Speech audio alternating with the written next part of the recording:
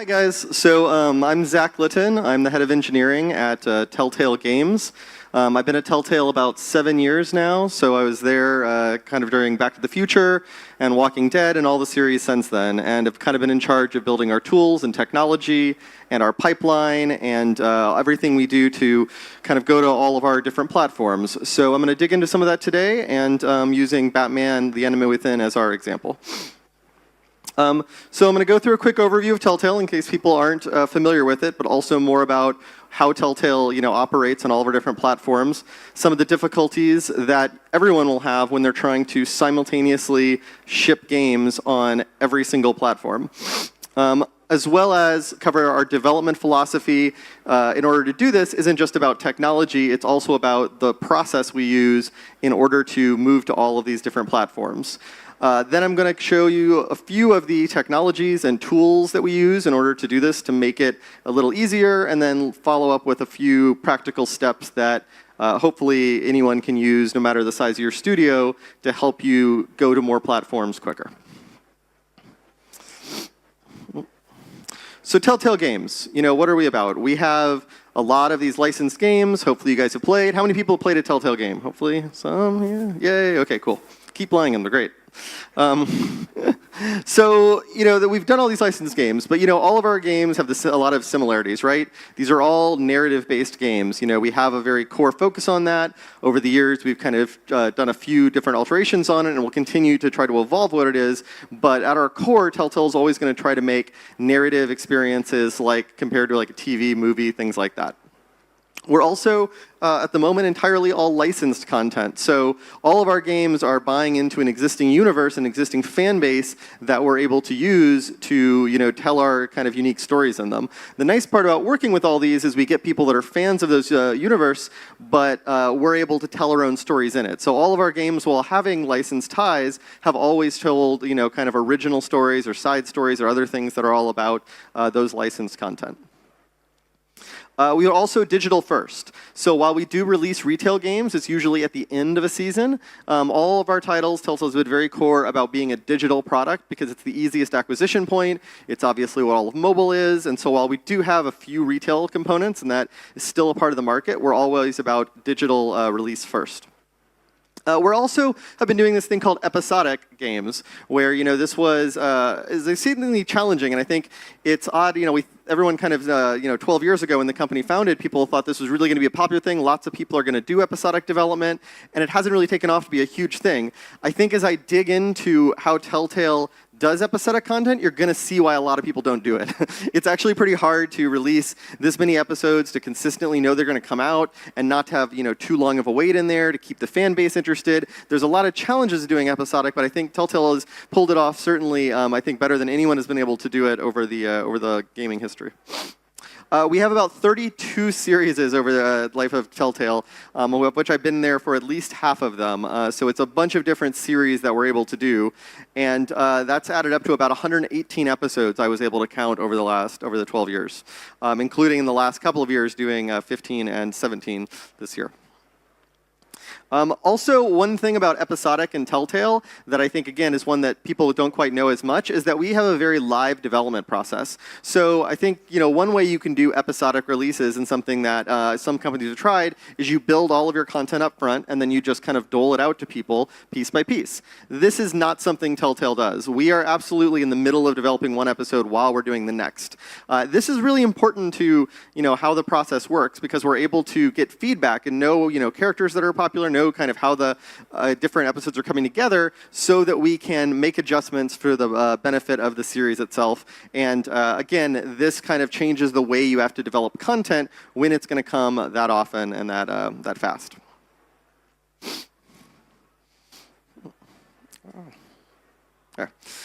Sorry.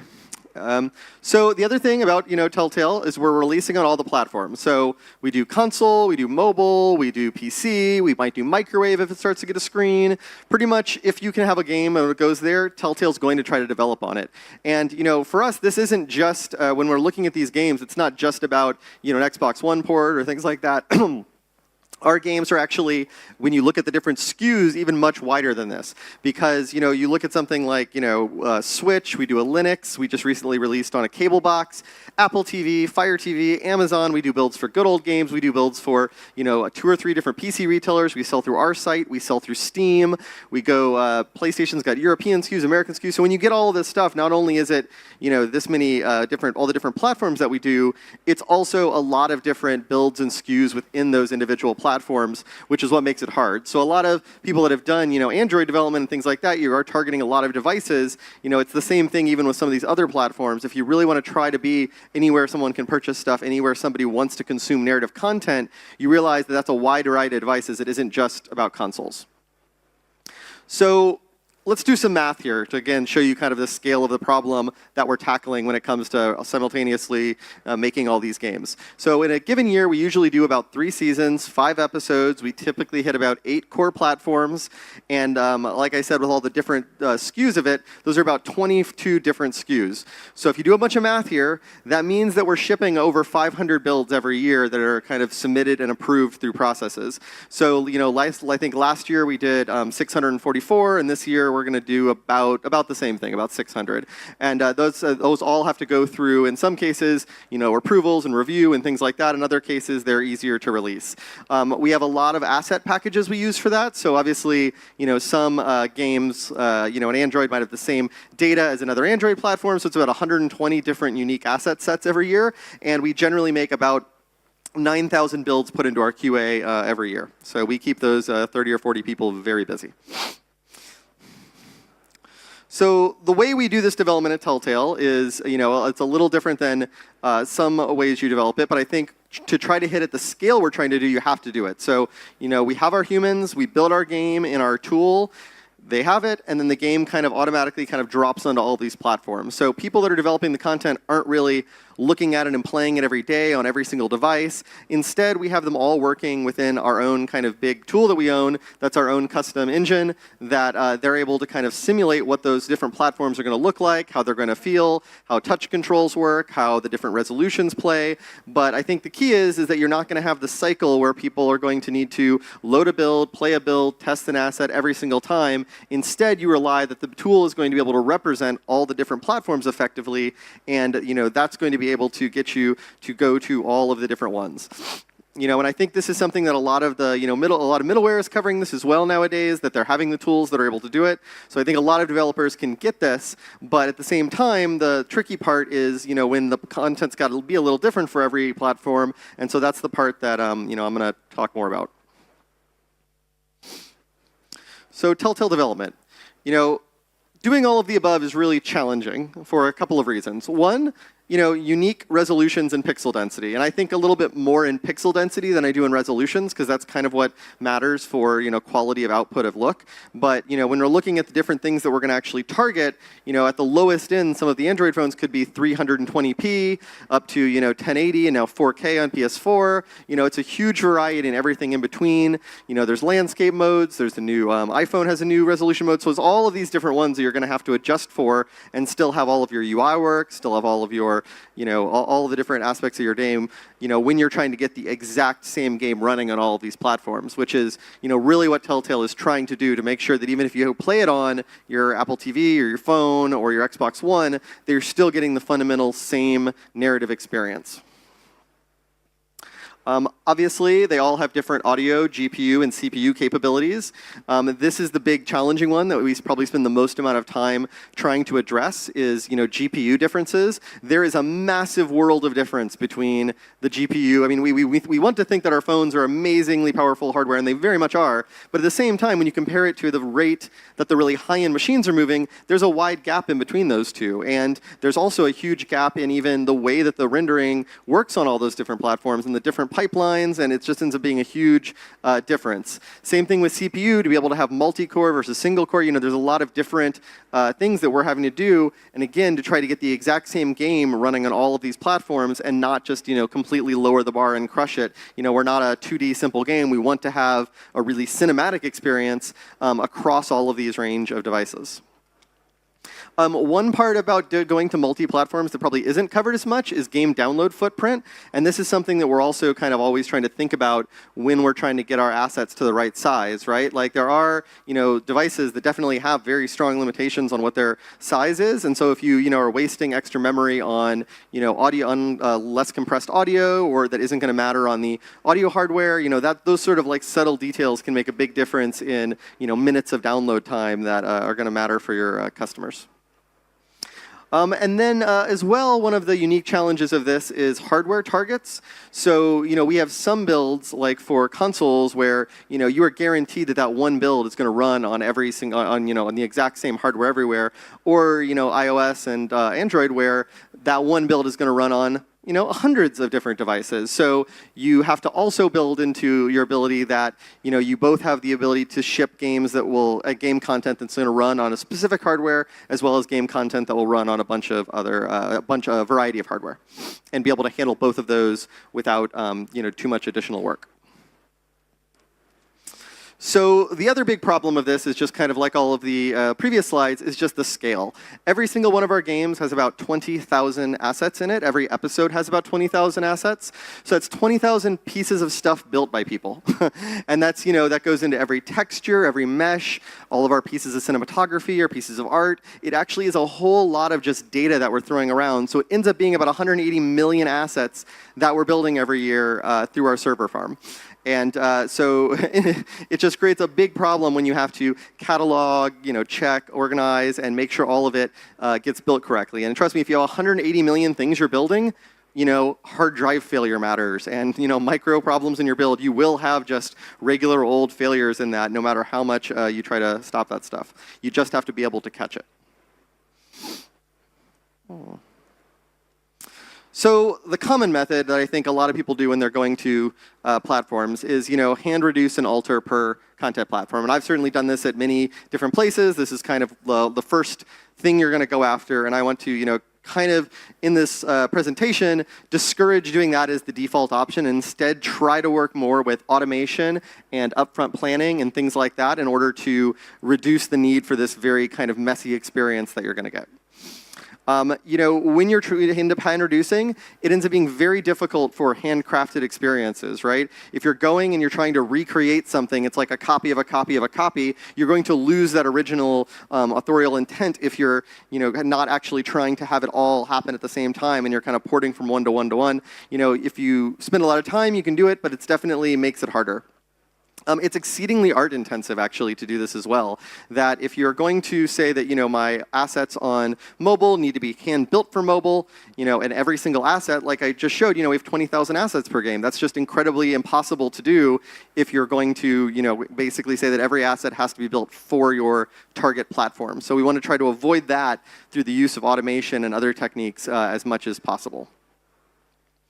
And also, it doesn't scale well, right? Like, I would agree that, if I was doing 1 or 2 things a year, like, it would be okay for us to, think about hand reducing and kind of targeting specific platform. And, and there are cases where, the gameplay can be mixed up a little or changed because, you have to address our smaller screen. Then it makes a lot of sense and you should be doing this. But when, we're trying to release these, narrative experiences everywhere and have them be the exact same, that's when, it just simply doesn't, it's never going to scale at the level that you're going to want it to scale. Another one, I think is subtle here is it's very hard to judge success when you're trying to doing every platform. It's hard to know that you're actually hitting the right bar if you keep on kind of looking at every different platform and kind of porting it from one to one or hand reducing things. It's hard to kind of unequivocally know that you're hitting the right mark on all these different platforms if you're not able to kind of side by side them and do it that way.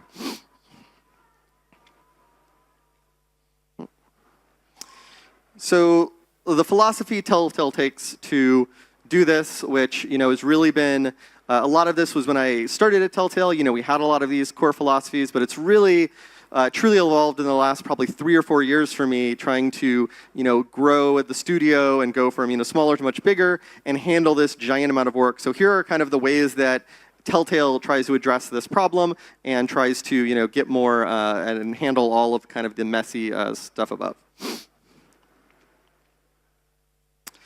So for one thing, we built a whole department that handles this. That was kind of a very easy, quick thing that we started to do a number of years ago, was we have something called the Distribution and Release Department, which kind of has, we have our game productions that build our content, excellent producers, writers, designers, programmers, like all the people that are building the content, aren't the people that are necessarily handling all of this kind of process of bringing it to every platform, because it's very different sort of challenges that you're going to do every day. It's a different sort of production that needs to manage a bunch of art and art and writing resources and design is not necessarily the same group of people that's going to need to make sure that you submit to 15 different ratings agencies across the world, that you get all your submission paperwork correct, that you're making sure that the builds are all coming out on time, that you've got the QA lined up, that you've got the certification lined up, that you're pre-certing where you can do that. Like all of this sort of stuff, I started to realize, really just because I started to do it, was that every single product, when we got to that end phase and we had to go, was exceedingly challenging because the team had to shift gears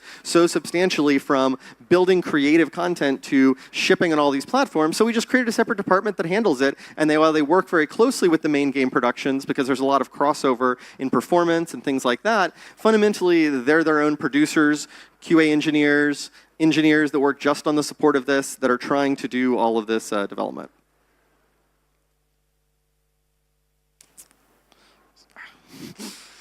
So we also have the philosophy, as kind of apparent, of kind of build it once and ship it everywhere. So once we have that game built, we want to make sure we're going to be able to take it everywhere that we're going to want to do it in the future. This comes up a lot for us on our catalog because I think Telltale Games are able to, be more like a TV or a movie. We're still watching, 70s TV on Netflix every weekend. Like that's a thing. People just want to consume narrative content, even if it's after when it came out. When you're releasing, a shooter every year, it's maybe a little dubious if you want to play the previous iterations of them.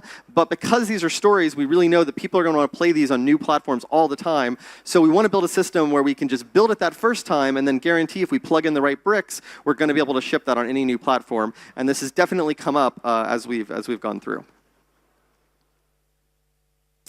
Another big philosophy we have, and I've been asked about this a few times because this is the challenge of many platforms, I think, for a lot of developers, and I think depending on your type of game, it might be impossible to do this, but for us, we like to do this up front and together. So, all of our controls and UI are all built at the very beginning while we're developing the project, thinking about it going on every platform, as opposed to, kind of building it on our primary platform, making sure it feels really good and is responsive, and then taking it elsewhere.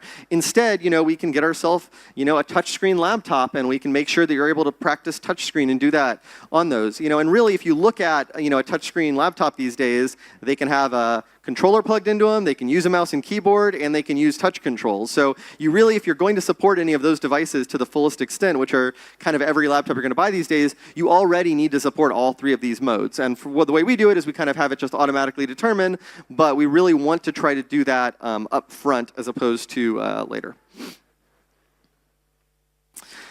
So another one that we do as part of this philosophy is all of the metrics around performance and quality and how it's going to actually look and run. Again, what you don't want to have to do is, and we can't afford to do because of the rate that we work, is build your great game and then test it on a platform and be like, oops, that's running at 5 frames per second.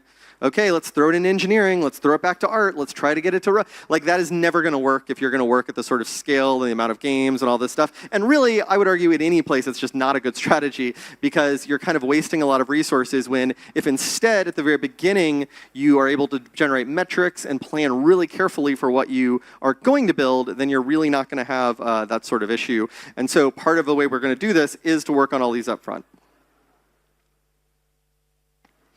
Okay, so that's all the philosophy, that's the challenges we face. I'm going to dive in a little bit to, at a slightly more technical level, what are the things we're actually doing to do this. So for us, I kind of break it into 3 different portions that help us go to all these platforms. You have kind of core engine level changes. So, you've got your engine running differently on every platform, and I think every engine is basically doing this. We have scene level changes, so these are a little bit different, and I think different engines handle this in different ways, but essentially, you can have the same scene, and it looks slightly differently on different platforms, or it looks slightly differently based on the target platform it's going to run on, but you're able to visualize that while you're building it, and I'll dive into the way we do that. And then lastly is a different category called tuning, asset tuning, which is actually kind of a little department in our studio, which is one that I think more people are unfamiliar with, but that's the ability, kind of the build system part and the automation to make sure the assets kind of craft themselves kind of for each particular platform. So let's dive into some of these. So engine and rendering customization. So this is basically the easy first one that you can do everywhere is reduce resolution. And sorry, it's really hard in a presentation to show resolution reduction. It's not the way modern computers will work. They're going to anti-alias it no matter what, so I wasn't able to do this. But trust me, you can get our game down to about 320p, and it still looks about okay if you're playing on a phone because the pixel density isn't so bad. But if it's on a TV, it kind of needs to be about 720. Maybe you can get to 644. And again, you can kind of customize this on your own. And for us, we also can customize it per scene. I know some games will customize the resolution and actually alter it based on frame rate. We don't do that because I think it loses a little bit of the cinematography if it's getting a little more pixelated, though we've attempted and tried that. But again, this is like if usually GPU is your biggest bottleneck, and so if GPU is your biggest bottleneck, it's usually a pretty good call is to just shrink the resolution down, and depending on your style of game and what you're seeing, this can be really effective. And I think particularly in big action scenes, you might be able to reduce it a little more. It moves so fast that players aren't able to notice. But this is one that you can kind of automatically do at an engine level that isn't going to, it really isn't going to be noticed, but it's going to make some really drastic reductions. The place where this is the most applicable is obviously, the Android platform where there are, thousands of devices. And so, we can, based on the GPU capabilities that we detect, we're able to automatically kind of target the resolution that we expect to have on those. There we go. So another one is, we have a lot of art fields that are a little different. So this example is depth of field, which is kind of that blur that movies and television have on things far away in the background, that they get a little blurry, focuses you on it, and then when you zoom in, they can alter the depth of field. And it's a very effective narrative technique.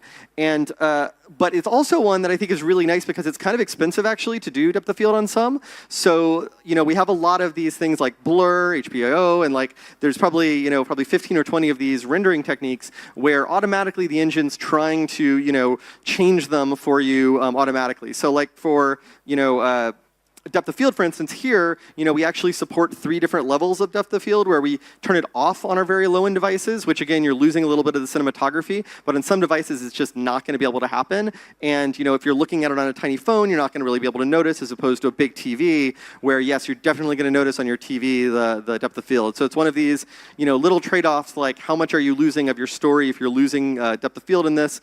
And it's the same thing with a lot of our other ones of blur and stuff like this. High and low, okay, I'll admit, you can't tell the difference between these, right? They're very identical. I could actually, if I had my artist here, my lead artist, he could point out the differences in them, but basically the quality of your depth of field can matter, and you get little, the quality of the blur and the jagginess will be different based on the algorithms you can use, but this is more noticeable for bloom and blur and other kind of blur effects, can have a big impact on your CPU and GPU calculations. So these are ones that, again, you can probably negotiate with art up front to say that engine's just going to handle this at a very low level. You don't really have to do very much to do it.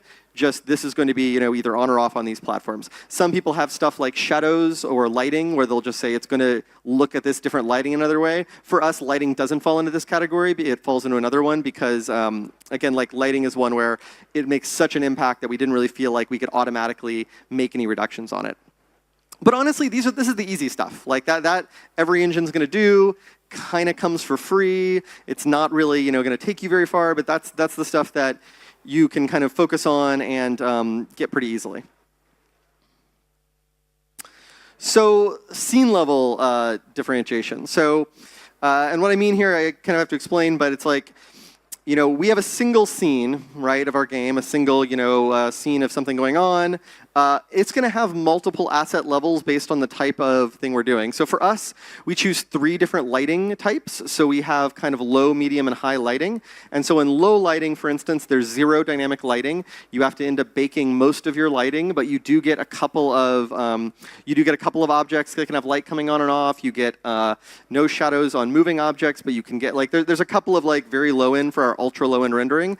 There's a medium level where you do get a couple more dynamic lights per character, per object, but you don't get kind of all of the bounce lighting that you get from Enlighten, some of the other techniques. And then at the high end one, you get Enlighten, you get a bunch of dynamic lights. And so in our singular scene, our lighting artists will actually go in and build these 3 different levels as they're developing the content so that they're able to tag each light with, oh, this comes on at this level, this comes off at this level, and visualize it all. So even though the game is being built at all these different ones, they're definitely seeing the different types of lighting that's there.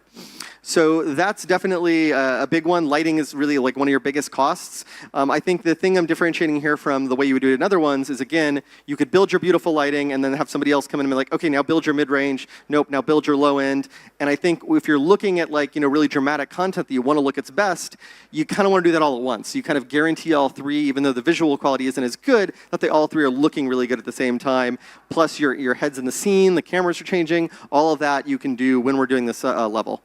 We actually added some static object level of detailing. Usually level of detailing is done, where objects get smaller, kind of the farther away than the camera, is now we're having artists actually determine the windows up front so they can do different windows of a level of detail for baked lighting and other things. So they're able to, in the tool, say, okay, this building in the background, because of the way it's going to get shot, is going to be very aggressively LOD'd to where it's turned off very quickly. This other building, well, I know that we're going to use it in a shot that's very close, so we're going to want to kind of do that. We're going to want to make sure that this one doesn't have as aggressive. But again, try to put as much of that pre-optimization in the hands of the art team who's actually building the content as much up front as you can while the game is getting created. And then same with there's a lot of things in addition to lighting that you can bake out or you can have be dynamic. And again, if it's optional and in the scene it runs, you can kind of get the most bang for your buck.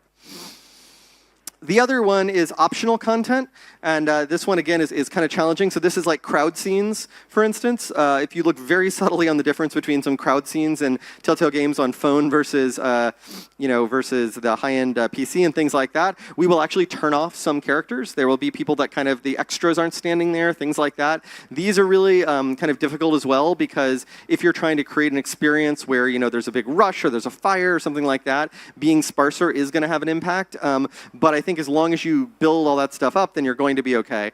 Effects, this is one where smoke and things like that, again, really add to the drama of it, but you have to kind of make some of these sacrifices. Particularly mobile is notoriously bad for alpha. And so definitely smoke and particle effects, which usually have a lot of alpha in them, can definitely do a lot there. The alpha layers, so this one came up a lot in Walking Dead, somewhat less in the Batman series. In Batman, most of the alpha is things like, it came up some in the parks, but things like trees end up generating a lot of alpha, window mirrors. So a lot of ones that you're going to see is, on the high end, there's going to be a lot of full screen and behind a mirror effect that has a nice glassy effect, or you're going to have, something in the background that you should be able to see through, like a window that you'd expect to see it. But on low end, we'll actually tag that alpha layer differently so that it's just opaque and you can't actually look through it, or we'll turn off some of the fog rolling in.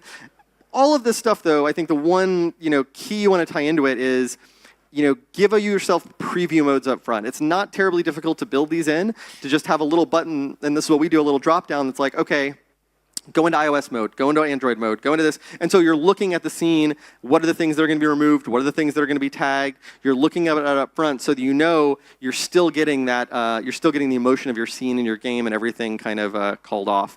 And so that makes a big difference in how you're actually going to be able to do it.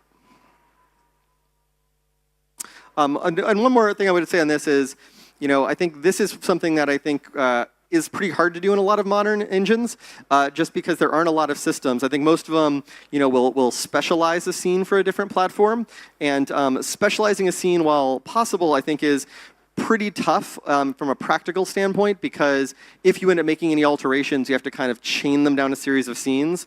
And when you've got so many different platforms, that's really kind of a challenge.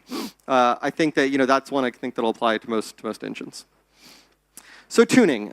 So tuning is an interesting thing that we do. So every asset type in the game, your textures, your meshes, your audio files, obviously all have to get built and compiled. And they have a bunch of parameters. Like really, our texture build process probably has about 12 different parameters on it. You have whether or not it has MIPS, you have its highest level MIP, you have, because you can scale it down. Obviously, if you've got a 320p screen, there's no reason any mesh any texture in your game should be over 512 if the entire screen is only going to be 320 pixels tall. For those a situation like that, your top level MIP really should be under 512, and it would really be shocking if every single texture in your game couldn't be under 256 by 256. So there's also compression type. How do you want to compress this one? Do you want MIPS at all? Maybe it's UI asset. For meshes, what are the LOD windows? It's all of these different parameters that we have for all of these different objects on how they get built. And so for us, we have because there are about 20,000 assets, there's these massive organizational buckets that we use for them. So we can say something like character faces, so underscore face textures on the PlayStation 3 are going to have the following parameters for this. Movement, character face animations are going to be compressed at this level. So there's a big organizational, bucket system that's able to put all of their assets automated by name into a series of parameter buckets based on the type of platform that it is and the size of the asset, and kind of tune it to this. And again, this is something that actually we handle entirely separate than the game team, is the process of doing this tuning. What we end up doing is having tools that another team uses in our actual tool, where they kind of have all their defaults, like here are the basic defaults we typically use for the game, where in Android we tune to these specific parameters most of the time. And so we put the tool in that mode, and it automatically kind of compiles the assets, chunks them up into that, and we look at it, and we watch. And you can kind of look and see, well, okay, this wall textures we typically cap at 128 by 128, but in this case, they ended up shooting it right next to that wall. And because camera angles for us could change 3 days before we GM, it has to be an automated process. It has to be quick. But a human can go in and they're like, oh, cool, that texture is special. It's not going to fit into its regular bucket. Let me put that in a slightly higher bucket of compression so that it can not have to have all of that particular tuning. And this is the process that we go through for pretty much every asset in the game, where we actually have people that are going in and saying, high-end texture parameters on this get tuned. Mesh parameters get tuned at this level. And really, for an entire game, even the 20,000 assets, it takes 2 people about a day and a half to do this process, because if we've set it up ahead of time and we know all of the general parameters, the going in and basically finding the mistakes, finding the place that has the exceptions are usually pretty good. But the process of doing this is something that not only kind of increases performance, but also reduces download size, that you're never having more texture space, more mesh space, more audio level than you need, but really getting the minimal size of asset that you're going to put on there.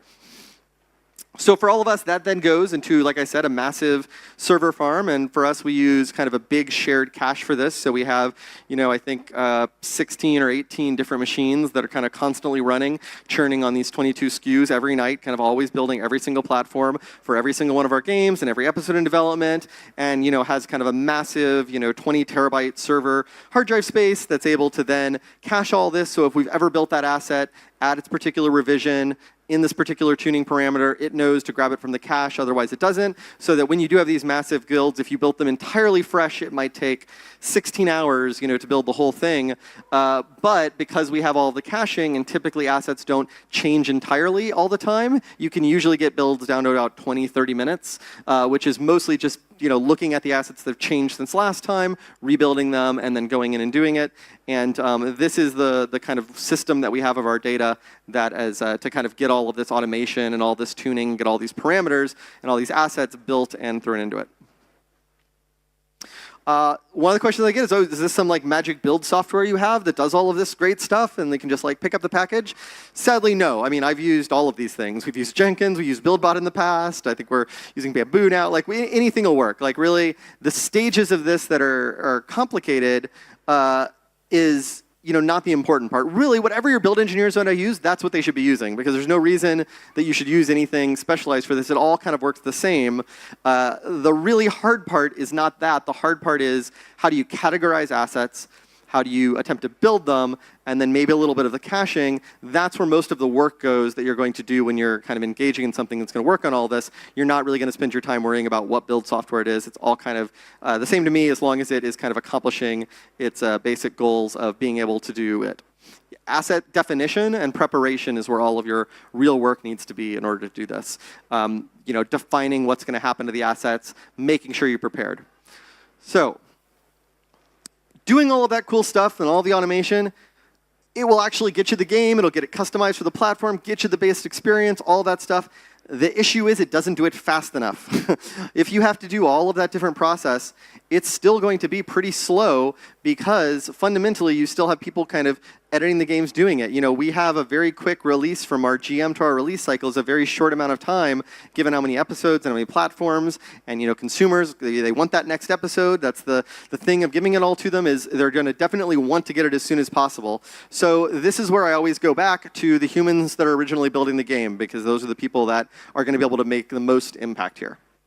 So this is where the other stage of what we do that's really important, which is in-tool monitoring of all of this. So in the same tool that we were developing, and also I think this is the one that is kind of the most practical and easy for you guys to do right away, is making sure that all of this metrics and stuff that you're generating, all the things downstream that might need to happen or you plan to have happen, you're knowing up front while you're doing it.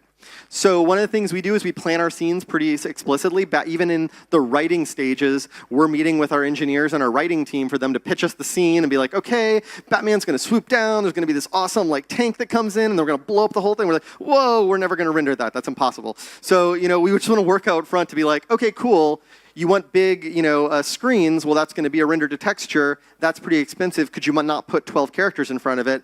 And just negotiating that up front, so that we know, it's not just a completely open, they can kind of build whatever they want and doing it. We're making sure that you're like, oh, okay, you want to do a render to texture in a little video, blow up the whole thing. We're like, whoa, we're never going to render that. That's impossible. So, we just want to work out front to be like, okay, cool. You want big, screens? Well, that's going to be okay, cool. There are going to be 6 characters in this shot. There's going to be 22 characters in the scene. You're going to have 14 zombies. And what we do is we run nightly reports on all this. So we wrote a little tiny bit of software that just marches through our data packets and collects this data every single night, and then outputs a big report every morning that everyone can look at and just highlights red and blue, green, and be like, hey, look, this scene, we agreed that it would be under 15 characters. It's at 25. Let's go talk and see what's happening there. Something, again, you could handle by having producers monitor it, but we just are like, super simple to run reports. Look at your own data. Look at your own games. This will save you a bunch of time. Okay. In-tool lighting and shadow counts. This is a really cool one. So we do a lot of monitoring of in-tool metrics and things. It's a little hard to see all this here, but a typical scene of ours, as you can see, has a ton of data that we output on it that we're able to render both in our tools as well as on any given platform that show us where all of our memory is going, where all our buffers are going. There's light count limits. There's all this stuff. So with all of this, we're able to make sure that an artist knows up front how many lights they're going to be able to use in the scene, what's the amount of dynamic lights on the scene, because this is going to matter when camera angles and camera shots for our stuff can change, right? It doesn't have to necessarily be the long dramatic shot down the street, because that's impossible to render. Maybe there's a train or there's something blocking it. There's other things that they can do. But again, if you don't arm people with information, they're never going to be able to fix it. So you got to try to, once you establish some of these limits, actually plan on showing people what they're going to be. Render visualization tools. So this is one, again, that is actually quite a bit simpler than you think to do. You have your graphics engineers write a couple of custom shaders that are able to show you where your biggest bottlenecks are. So, this is one where, this is like a lightweight monitor. So this allows us to look at, using green and purple, where are the really heavy lights in the scene. So in this one, you can see that most of the light stuff is here. And if that gets darker and darker and darker, we know it's really expensive. So this way, when we go to an artist, we're like, this scene isn't running really well. The GPU is spending too much time in lighting. Could you go and hit it up? They're not what you don't want to have happen, and I absolutely have done this in my career, is, okay, I don't know, I'll just delete some lights, throw it back into build, build makes a build, it hits QA, QA hits it, they're like, nope, sorry, it's still running at 20 frames per second, toss it right back. Like, that process is impossible. You have to actually give people the ability to know what they need to do, so you build this stuff up front, and that really helps. Alpha visualization is a really important one. This is one that took us a while to get, and particularly if you guys are targeting Android and mobile devices, alpha, particularly on some of the older GPUs in Android, is exceedingly heavy. So finding ways to visualize where your alpha is, you can see kind of a big cut of alpha in the middle, that's likely smoke. Like I said, smoke is causing a lot of alpha. If there were mirrors and windows and stuff, you could actually see some of it in those shots that you're able to know where the alpha is. This was a big one for The Walking Dead Season 3 because that was basically all trees. So the trees were something that absolutely caused a lot of issues for us, so we needed to have visualization for that. And then, of course, if you can do, this is draw cost, like a draw cost one. And all these are actually pretty simple shaders when you talk to your graphics folks about them, to just be able to render a color based on draw call counts or other systems of like how expensive these individual items are. So, in-tool monitoring levels, right? Those all the render visualization tools really help. The last one is automated collection and tracking of performance data.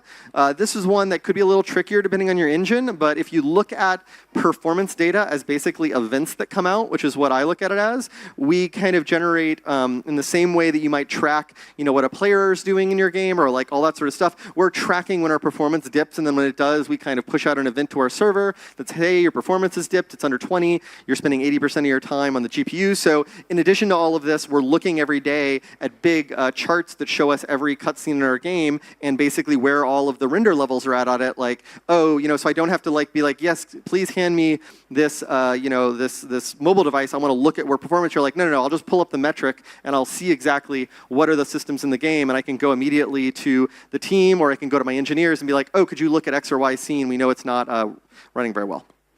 Okay, so Fallacy, a couple of real quick practical steps that you guys can take to do it, because I know this seems like a bunch of stuff to build. But again, we've been around 12 years. We've been building a lot of this over the last 5 or 6. One, Simply Gone is great. Everyone should use it. I'll do a plug for my good friends at Simply Gone. They're a Microsoft product now. It's free, basically. But they do LOD reduction on meshes, and they've done a great job of us. Their stuff is, you won't really notice the difference. So if you look them up, you can absolutely use them to generate smaller meshes for your objects that will cost less rendering, and you won't visually notice the difference. We use them for several of our automation, and they're adding material reductions, and there's just a bunch of different ways you can use this technology. 3 or 4 of our critical steps use it. Build yourself a sandbox scene up front and plan your limits. A lot of the stuff I talk about kind of relies on this fact. So we, at the very beginning of our projects, build ourselves a sandbox scene that's representative of our project. We run it on every single platform, and then as a group with our art team, with our executive producers, with our engineers, with everyone, we all look at it together. And we're like, okay, here is what Batman, the enemy within, is going to look like on the phone. Here's the resolution it's going to be at. Here's what the depth of field is going to look like. Here's what the blur is going to look like. Here's how much alpha we're going to be able to support. Like, you just really agree up front. Because if you're doing it during the live development with so much stuff going on, if an artist has to look at every pixel, it's going to take forever, and you're not going to be able to do it. So you really want to build that scene, show it, get your metrics. Even if they're rough metrics, like I always say this, like it isn't, this isn't like an absolute limit. Like if you see something go red and you've got too many characters, that doesn't mean, you've got to immediately cut. That means we need to have a discussion about it. Like, okay, cool, you're over on your character limit. That's going to impact the following things: material draw counts. Could you simplify your environment? Could you do other, what are the trade-offs we can make so that the creative team can get their content and be able to do it? But if you have a sandbox scene, you can do this. Also, just a totally separate note, sandbox scenes will also save you great headaches with platform bugs, because you'll notice a particular rendering bug somewhere, and you just load it up in your sandbox and see if it occurs there, or is this a new thing? Very easy. Live monitoring tools, I talked a lot about that. They're actually not as complicated as you might think to get some of these. I would definitely say try to find ways to do your stuff, get all your live tools up, look at what your content is going to be, try to make sure you're telling artists. It isn't quite as crazy as you think to get all of these tools working for you, and lots of them are out of the box on a lot of engines as well, so none of this is magic. Definitely, I mentioned this earlier, design all your UI and your controls up front. This one will save you a bunch of time of trying to squeeze stuff in and fit it. And in many cases, you might find that some of your simpler, UI decisions that you would have on, an iPad really do make a lot of sense on, other PCs and things like that. That you want to have this consistency. But if you design it all at once, it is a lot more work. And for us, it means lots and lots of charts of menus and UI and things like that. But it really kind of saves you a bunch down the line. And if you don't have to worry about that, that's usually a big headache when you're going cross-platform. And then lastly, all of this is really worth the time to do. If you've lived through the cycle of trying to bring a game to more than one platform, you know that there's just a million little things, and it's and it can be a big effort. And a lot of companies, will just hand it off to another company to do entirely. But I think I would argue that if you take some of these steps and you actually plan for it up front, the amount of overall effort that you're going to have to put in order to support all these platforms is not going to be nearly as much as if you try to do it afterwards. And more importantly, you're going to get all of that great intent of the content, running in the same way you want it anywhere and not kind of losing any of it, which can happen if you try to, rush it out and try to get it there. Also, some of these things, kind of enables a whole wide variety, right? Like if you're, enabling, if you're doing this stuff and it's enabling, Android, well, it means that when another platform comes out, if there's another, TV type platform, if there's a cable box, whatever the next thing is, it could be a whole new market that your game is ready to go to. So it's almost kind of like you don't really know what the potential is going to be. If you kind of make that dedication to go cross platform from the beginning, it's going to get you all of that. Cool. So that is my presentation. I'm ready to take any questions. Round of applause, guys. Question sessions. Microphone wait you here. Who will be first? Let's go, don't shy. And last, my reminder, vote for Zac in DevGAMM. He will remember it. I will. Okay, first question for me, as head of engineer. How you sleep? You kill art, you kill narrative, you simplify everything. How many conflicts in your team about it? Or you love each other? Oh no, our team's very close. It's a lot of work. But with us, because we build our own custom engine and it's our own thing, there's a certain type of person that's drawn to that, right? Like if you really want to design and develop your own engine and be a piece of it, my own philosophy on engineering is definitely to get kind of people that want to own stuff entirely, own whole systems. And so we don't have a lot of work actually that crosses over. Like I never have a system where I have 6 people working on something. Doesn't really happen at Telltale. We know that we're going to leverage the technology over a number of products, 10, 12. So it's better to have one engineer spend 18 months and get something done really well and kind of keep it all in one person's headspace. Okay, got it. What size of the team? How many engineers work on Batman? So we actually have just an engine team that supports all of our projects, and our engine team is maybe 15 C++ programmers, 15, 16, not a huge team. It's been as small as 4 or 5 when I first started there. And then on the game teams, there's usually 3 or 4 scripters or content programmers, people like that don't work in C++. They work in like a scripting language. But the actual core engineering team is really only about 15 people that handles all the rendering, all the tools, all the services features, all of that stuff. Relatively small.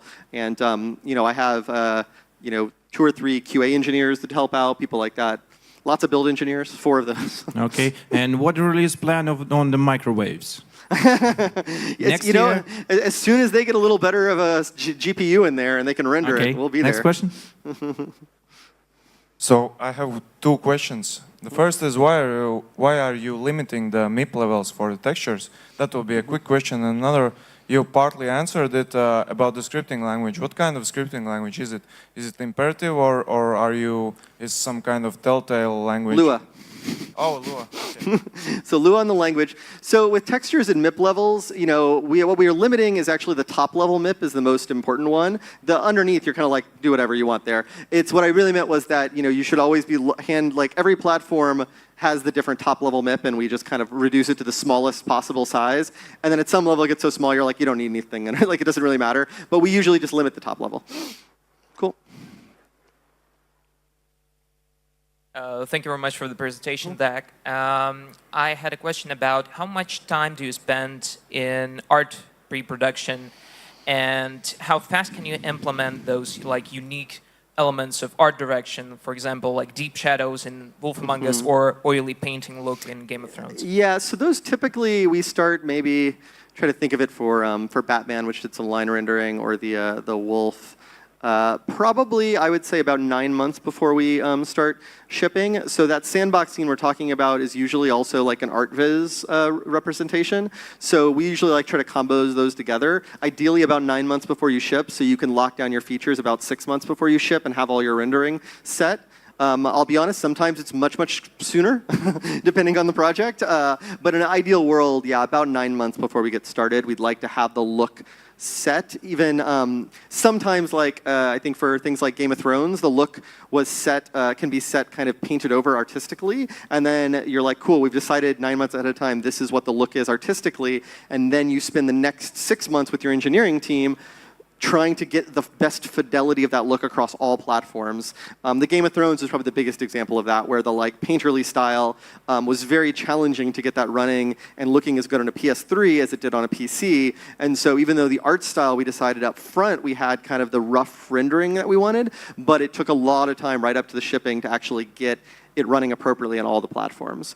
But I think as long as the art team is all together.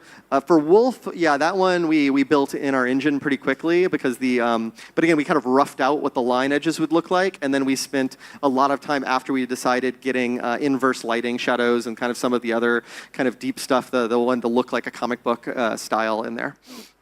Thank you very much. Thank you for your talk. It was great. The first question is, when you have a benchmark scene, when you build it, where do you take the assets? I mean, do you take it from the script? Or, do you do it upfront in the beginning, as I understood? Then in this case, is how do you decide what to put in the scene? Like, and the second question is, when you have these meetings between designers, artists, and tech leads, who is the initiator usually? Like, do designers, for example, when they do level design, have the tools to reduce all this quality stuff in real time? And Okay, so with the second question, you know, the initiators are usually, like, what will usually happen is we'll sit down with all the people, and the writer or the lead creative will kind of pitch the scene, like very much like, oh, this is what's going to happen, just going to tell us. And at that point, at the very earliest levels, you know, we're like, okay, that roughly sounds good, and we look at really rough benchmarks, like how many characters are going to be there, are there any big visual elements that we should be worried about? And that's, you know, maybe 3 months before. That's like when it's right in its script phase. As we get down to like cinematography and we start looping in the cinematography team, then we get much more detailed. It's like, okay, what are your shots?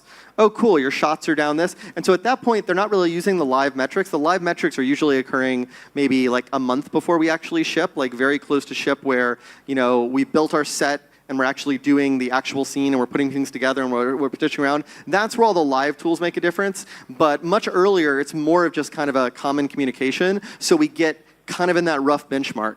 You know, what I always say is like, the tools and technology and the tuning and all this stuff you're going to see is going to plus or minus you 15%. Like you can get 15% bigger and we'll be able to reduce you down. What you can't have is like they built something that's, you know, 3 times as big as we ever going to be able to support. And you're never going to be able to do it. So it's like we keep people in a rough benchmark in the middle, and then that allows us to kind of get a little closer to doing it. And sorry, what was the first question? I missed. yeah, the first question was the time when you start to do the benchmark scene. It's from the script, like when. Oh, it's earlier than the script actually. So the benchmark scene, like before we've even started on the script, you generally know the setting and you know the type of shots you're going to do. So like. For instance, a really good example of this was with the second Batman series, with the Enemy Within. You know, we knew it was going to be about bad guys. We knew that the whole season, not a word had been written on screen, but we knew 9 months ahead of time, this is a game about the enemies in Batman, about that. So we're like, okay, well, we knew immediately what that meant for our benchmark scene. We're like, okay, cool, you need a city and you need 6 high-end characters because you're going to have a lot of like high-end ones. Whereas Batman Season 1 was actually more about Batman fighting thugs or Batman fighting Catwoman. Like it was a lot, and then so for that reason there was a lot more put into the environment. So up front we already knew like, okay, we're going to have simpler environments than we do in Batman Season 1 because we're going to allocate more to our character budget. So we actually had like super rough, before a line was written, before any art had been created, rough metrics that said, you know, 40% of our rendering budget is going to be on characters, and 30% is going to be on environment, and the other is going to be on post effects.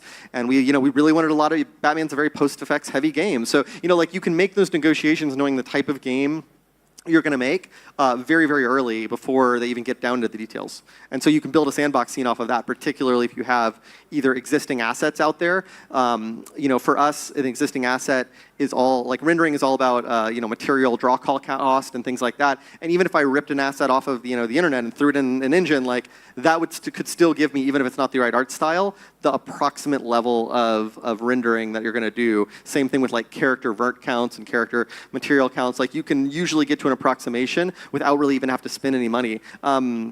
Game of Thrones was another good example of this, where like, you know, medieval style is like, you can buy that stuff anywhere. So we did Viz really, really early without even our art getting created, just to look at what we think we could do in our engine to support a character on a horse, things like that. Thank you. Sure. Okay, guys, last question, I think. Thank you for your. What kind of tools do you use for prototyping your stories? Scene, external tools, or engine with placeholders?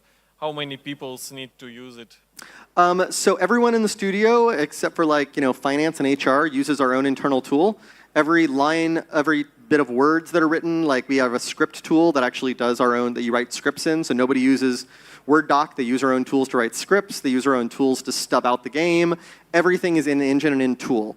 And the reason for this is a lot of what you saw here is, maybe you can tell we're kind of a metrics-heavy company. We really dig into our data a lot. And it's the same thing. So like, I know how many words were written every day. I know who's writing what word. Like, you know all of that data up front, so you know how the pace you're going at. You know how much work you've still got left to do. You know that you're not writing a script that's impossible to ever produce because you've written twice as many lines as any Telltale game has ever been made. So everyone in our studio is using our own internal tool all the time.